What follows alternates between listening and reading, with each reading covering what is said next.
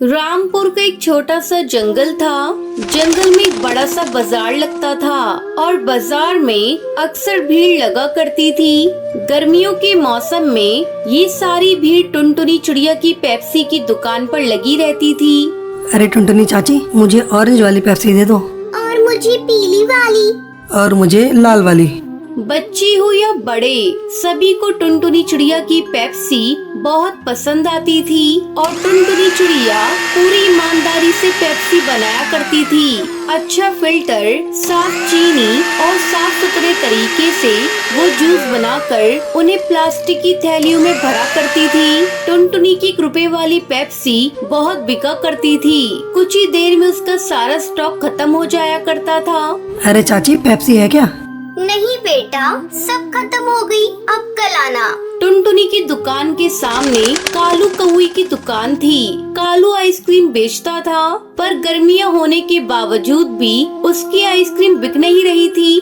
पता नहीं टुनटुनी पेप्सी में ऐसा क्या मिलाती है कि सारे जंगल के पंछी सिर्फ इसी की पेप्सी पिया करते हैं। ₹1 वाली पेप्सी में भला क्या स्वाद होगा? मेरी तो आइसक्रीम तक खराब हो रही है। स्वाद का तो पता नहीं, पर वो आइसक्रीम से सस्ती है, इसलिए ज्यादा बिकती है। हाँ, हो सकता है। क्यों ना आप भी पेप्सी बेचना शुरू कर दें। अरे पर पेप्सी बनाएगा कौन? पेप्सी बनाने की जरूरत थोड़ी है, बाजार में बहुत सारी कंपनियां पेप्सी बेचती हैं। आप भी उनसे खरीद कर बेच सकते हो। सोच लो, बहुत मुनाफा होगा। वैसे आइडिया तो अच्छा है, कल ही शहर जाकर ढेर सारी पेप्सी खरीद लाता हूँ। ठीक है। अगली सुबह कालू कौवा शहर से ढेर सारी जूस वाली पेप्सी ले आया और उसने वो सब अपनी फ्रिज में रख दी। अच्छा किया, अब एक बाहर बोर्ड लिख दो कि यहाँ पेप्सी मिलती है, ठीक है? कालू कौवा एक बोर्ड पर लिख देता है कि यहाँ पेप्सी मिलेगी और ये बोर्ड अपनी दुकान के बाहर लगा देता है। कुछ देर बाद ये बोर्ड एक छोटे तोते के बच्चे ने पढ़ा। यहाँ पे कालू काका, पेप्सी के कौन कौन से कलर हैं? सब कलर हैं। तुम्हें कौन सी चाहिए ये बताओ। मुझे तो एक येलो वाली और एक ऑरेंज वाली चाहिए। कालू ने चिंटू तोता को 2 पेप्सी के पैकेट थमा दिए। चिंटू वहीं खड़े खड़े पेप्सी पीने लगा। ये तो बढ़िया है, मजा आ गया। ये लो, एक और पेप्सी मेरी तरफ से फ्री। जाकर अपने दोस्तों को बताना कि मेरी दुकान पर पेप्सी मिलती है। ठीक है? हाँ हाँ काका, जरूर बताऊंगा। और कालू का ये फंडा काम कर गया। चिंटू तेजी से उड़ते हुए अपने जंगल में गया और कुछ देर बाद अपने कुछ दोस्तों के साथ लौटा। यही वो दुकान है। मुझे भी तो ऑरेंज वाली चाहिए। और मुझे 3 लाल वाली। कालू ने सबको पेप्सी दे दी और बस तब से कई पक्षियों ने कालू की दुकान से पेप्सी खरीदी। अरे वाह, ये काले रंग वाली पेप्सी तो मैं पहली बार पिया हूँ। और भी काफी फ्लेवर्स हैं, नींबू पानी, काला खट्टा, ऑरेंज। वाह भाई वाह, अब तो रोज अलग अलग फ्लेवर चख सकते हैं। कालू की पेप्सी बेचने की वजह से टुनटुनी चिड़िया की दुकान पर ग्राहकों की कमी हो गई थी।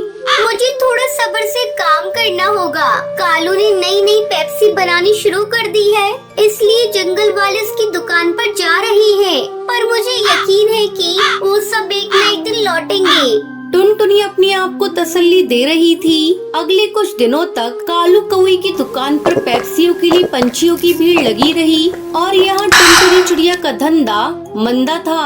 गांव की मुखिया कड़कनाथ सेठ टुनटुनी की दुकान पर आए। क्या हुआ टुनटुनी, आज कुछ परेशान लग रही हो? अब क्या बताऊं मुखिया जी, कालू शहर से पेप्सी लाकर बेच रहा है। अब मेरे ग्राहक कम हो गए हैं। कोई बात नहीं, ये तो बस कुछ दिनों की ही बात है। कोई भी नई चीज के पीछे ये जंगल वाले दौड़ पड़ते हैं। तू तो जानती ही है, सब्र रख, सब ठीक हो जाएगा। मुझे यकीन है तेरी पेप्सी शहर की कंपनी वाली पेप्सी से तो अच्छी ही होगी। अच्छा एक काम कर, मुझे 50 पेप्सी दे दे। आज शहर से मेरे पोता पोती आ रहे हैं। ठीक है मुखिया जी। टुनटुनी ने मुखिया जी को 50 पेप्सी दे दिए और वो खुशी खुशी वहाँ से चले गए। टुनटुनी अब भी दुखी थी। अगले दिन जंगल में शहर से एक डॉक्टर बुलबुल वहाँ आती है। कालू की दुकान पर पहुंचकर, एक लाल पेप्सी देना। कालू जैसे ही फ्रिज से पेप्सी के पैकेट निकाला तो डॉक्टर बुलबुल ने मना कर दिया। नहीं नहीं, मुझे ये नहीं चाहिए। हाँ, अभी तो आपने 20 पेप्सी मांगी। हाँ, पर अब ये केमिकल वाली नहीं चाहिए। वही खड़े पक्षी ने डॉक्टर बुलबुल से पूछा, ओ बहन, इस पेप्सी में कौन सा केमिकल है? ये पेप्सी शहर की कंपनियों में बनती है। वहाँ इन्हें बनाने में कई सारे केमिकल्स डालते हैं जो हानिकारक हैं और जिससे बच्चे बीमार पड़ सकते हैं। अगर ऐसी बात है तो तुम यहाँ पेप्सी लेने क्यों आई हो? मैं तो यहाँ वो पेप्सी लेने आई थी जो इसी गांव में बनती है। अच्छा, तो आपको टुनटुनी बहन की पेप्सी लेनी है, उनकी दुकान सामने है। डॉक्टर बुलबुल वहाँ से चली गई, पर आसपास के पक्षी शहर की केमिकल वाली पेप्सी की बातें करने लगे। केमिकल वाली पेप्सी की बात जंगल में आग की तरह फैल गई और सारे माता पिता ने अपने बच्चों को कालू कौवे की दुकान से पेप्सी लेने से मना कर दिया। आज से कालू काका की दुकान से पेप्सी मत लेना, क्यों माँ? क्योंकि उसमें ढेर सारे केमिकल हैं। तेरी तबीयत खराब हो जाएगी, फिर तुझे सुई लगेगी। ना बाबा ना, मुझे नहीं लगवानी सुई। पक्षियों को टुनटुनी चिड़िया की अच्छाई समझ आ गई और एक बार फिर टुनटुनी की पेप्सी बिकने लगी।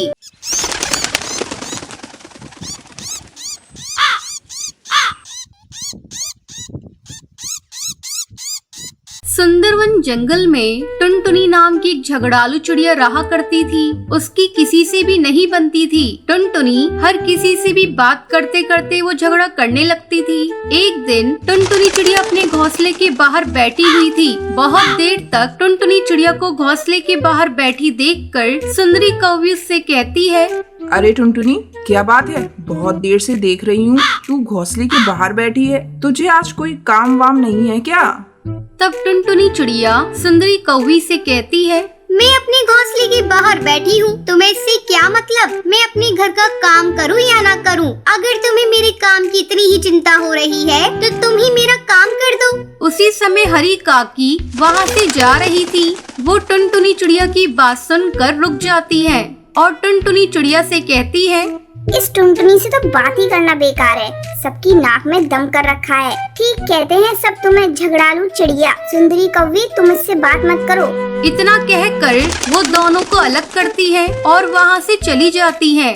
सुंदरी कौवी टुनटुनी चिड़िया से कुछ नहीं कहती। वो मन बना लेती है कि वो टुन्नू चिड़ा से इसकी शिकायत करेगी। शाम को जब टुन्नू चिड़ा घोंसले में लौटता है तो सुंदरी कौवी टुनटुनी चिड़िया की शिकायत उससे करती है। टुन्नू चिड़ा टुनटुनी चिड़िया के पास जाकर उससे कहता है, टुनटुनी, तुम पड़ोसी पक्षियों से झगड़ा क्यों करती हो? मैं तो दिन भर काम पर रहता हूँ, तुम इस घोंसले में अकेली रहती हो। अगर तुम इसी तरह सबसे झगड़ोगी तो कौन तुम्हारे सुख दुख में साथ देगा? हाँ हाँ, सब मुझे झगड़ालू कहते हैं। अब तुम भी मुझे झगड़ालू कह लो। अब मैं तुम्हारे साथ एक पल नहीं रहूंगी। मैं अपने मायके जा रही हूँ। इतना कहकर टुनटुनी चिड़िया अपने मायके चली जाती है।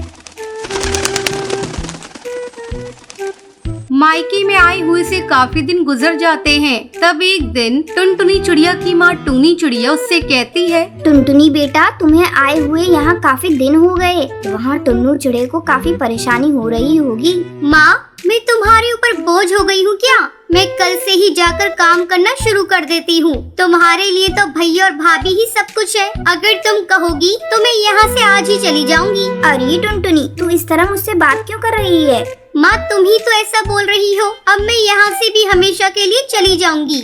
इतना कहकर टुनटुनी अपनी माँ से भी झगड़ा करने लगती है। तभी टुनटुनी चिड़िया की भाभी वहाँ आकर उसे समझाती है, टुनटुनी चिड़िया, जब तू शादी से पहले यहाँ थी तब झगड़ा करती थी तो कोई बात नहीं थी, लेकिन अब तुम्हारी शादी हो चुकी है। बात बात पर सबसे झगड़ा करके घर से कब तक भागोगी? एक दिन ऐसा न हो टुन्नू चिड़ा तुमसे तंग आकर दूसरी चिड़िया से शादी कर ले और तुम पछताती रह जाओ। अभी भी कुछ नहीं बिगड़ा, जाओ और जाकर टुन्नू चिड़ा से माफी मांग लो। अपनी भाभी की बातें सुनकर टुनटुनी चिड़िया को अपनी गलती का एहसास होता है। वो तुरंत अपने घोंसले में लौट आती है। टुनटुनी चिड़िया टुन्नू चिड़ा से माफी मांगती है। अजी, सुनते हो? मुझे माफ कर दो। आगे से मैं किसी से झगड़ा नहीं करूँगी। टुन्नू उसे माफ कर देता है क्योंकि टुनटुनी को अपनी गलती का एहसास हो गया था। फिर वो दोनों एक साथ खुशी खुशी रहने लगते हैं।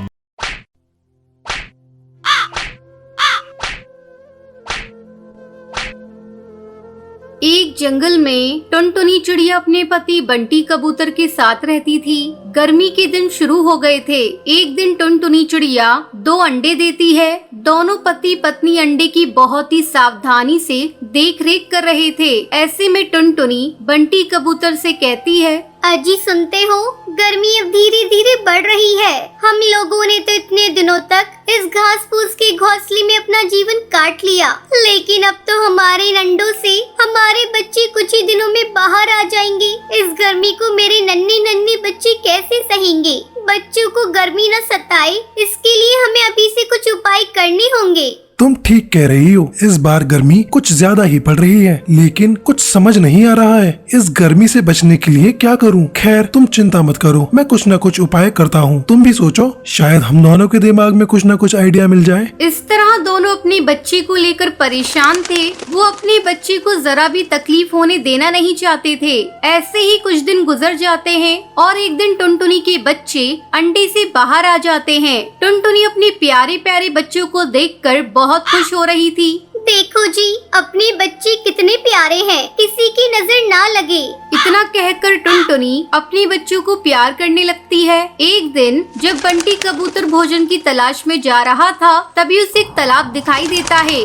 अरे वाह, कितनी ठंडी ठंडी हवा चल रही है। गर्मी का तो नामो निशान नहीं है। मैं आज ही टुनटुनी को जाकर ये बात बताऊंगा, फिर हम लोग यही अपना घोंसला बनाकर अपने बच्चों के साथ रहेंगे। ये सोचकर बंटी कबूतर बहुत ही खुश हो रहा था और खुशी खुशी घर आकर ये बात टुनटुनी को बताता है। उसकी बातें सुनकर टुनटुनी भी खुश हो जाती है। ठीक है जी, मैं कल ही आपके साथ उस जगह को देखने जाऊंगी। अगले दिन टुनटुनी चिड़िया बंटी कबूतर के साथ उस तालाब पर जाती है। वो इधर उधर देखती है। आपने बिल्कुल ठीक कहा था जी, यहाँ पर तो बहुत ही ठंडक है। तभी टुनटुनी की नजर तालाब के पास पड़ी मिट्टी पर जाती है। वो खुशी से चिल्लाकर कहती है, इधर देखो जी, यहाँ कितनी सारी मिट्टी पड़ी है। तुम्हें पता है मिट्टी का घर कितना ठंडक देता है? गर्मी में हम इसी मिट्टी से अपना मटका घर बनाएंगे। उसकी ये बातें सुनकर बंटी कबूतर कहता है, अरे टुनटुनी, तुम्हारे दिमाग का तो कोई जवाब नहीं। तुम्हारा आइडिया तो बहुत अच्छा है। फिर दोनों मिलकर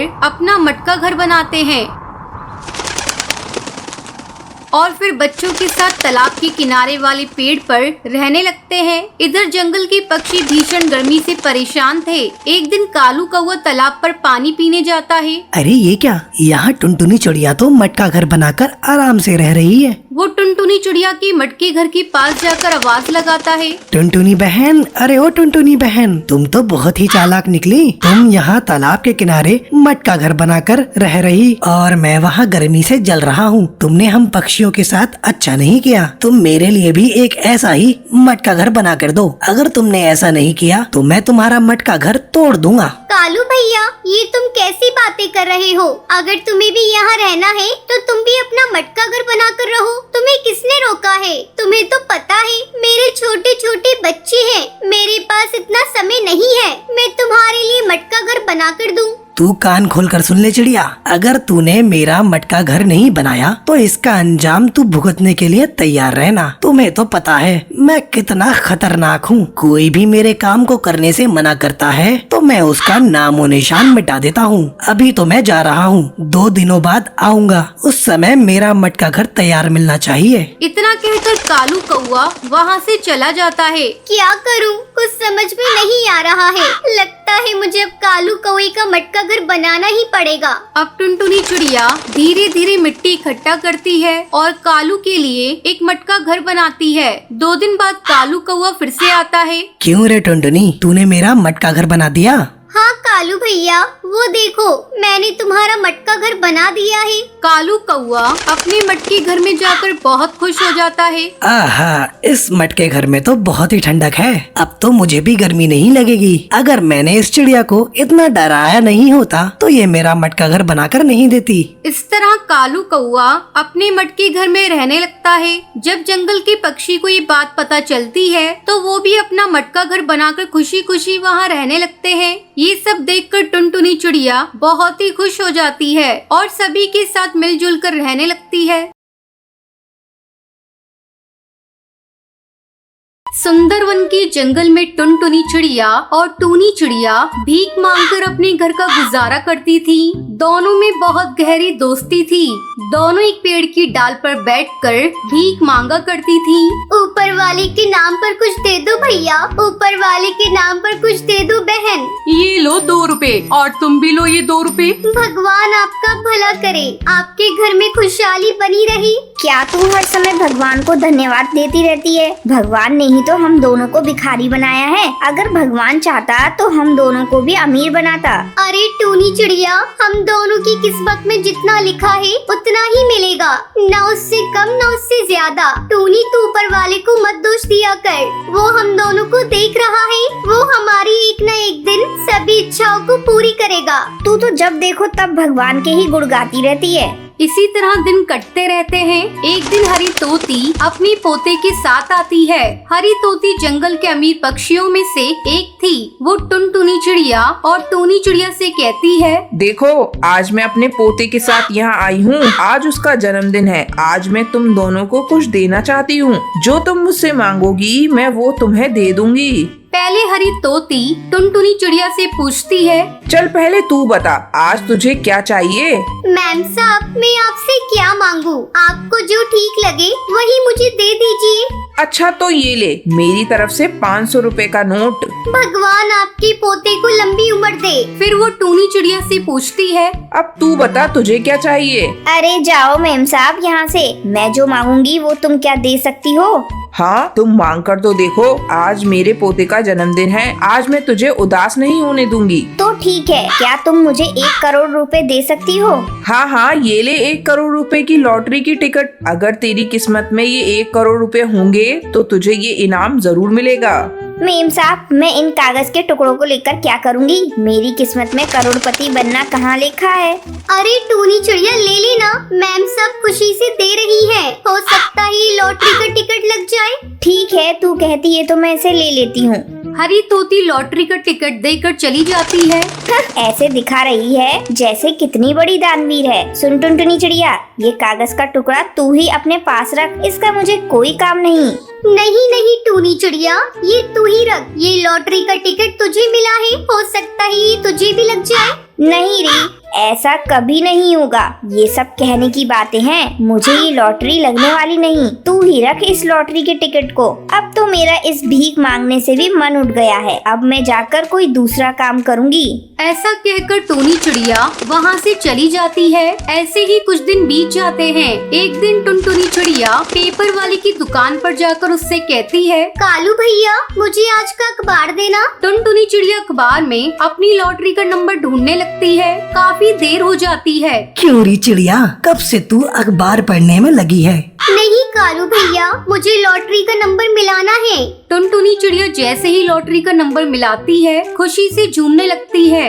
अरे बाबा, ये लॉटरी की टिकट तो लग गई, लेकिन अब मैं टूनी चिड़िया को कहाँ ढूंढूं? उसने अगर इस टिकट पर विश्वास किया होता तो आज उसे ये लॉटरी मिल जाती। हे भगवान, वो जहाँ भी हो अच्छे से उसे रखना। लेकिन मैं उससे बेईमानी नहीं करूँगी।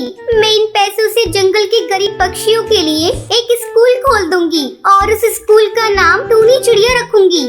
अब टुनटुनी चिड़िया उन लॉटरी के पैसों से पक्षियों के लिए स्कूल खोल देती है और उसकी प्रिंसिपल बन जाती है। बहुत दिनों के बाद जब टूनी चिड़िया उस जंगल में आती है, वो अपने नाम का स्कूल देखकर चौंक जाती है। भैया, मैं स्कूल के प्रिंसिपल से मिलना चाहती हूँ। चलो मैं तुम्हें प्रिंसिपल मैम के ऑफिस ले चलता हूँ। अरे टूनी चिड़िया, तू, मैं इतने दिनों से तुझे खोज रही थी। तू कहाँ थी? ये सब कुछ तुम्हारा है, अब तू ही से संभाल। टुनटुनी चिड़िया टूनी को सारी संपत्ति दे देती है। तभी टूनी कहती है, टुनटुनी चिड़िया, तू कितनी ईमानदार है। ऐसी दोस्त हर किसी को मिले। अब मैं तुझे छोड़कर कहीं नहीं जाऊंगी। उसके बाद टुनटुनी चिड़िया और टूनी चिड़िया स्कूल को अच्छे से संभालती हैं और जंगल के गरीब पक्षियों की मदद भी करती हैं। इसी तरह दोनों खुशी खुशी अपना जीवन बिताने लगती हैं।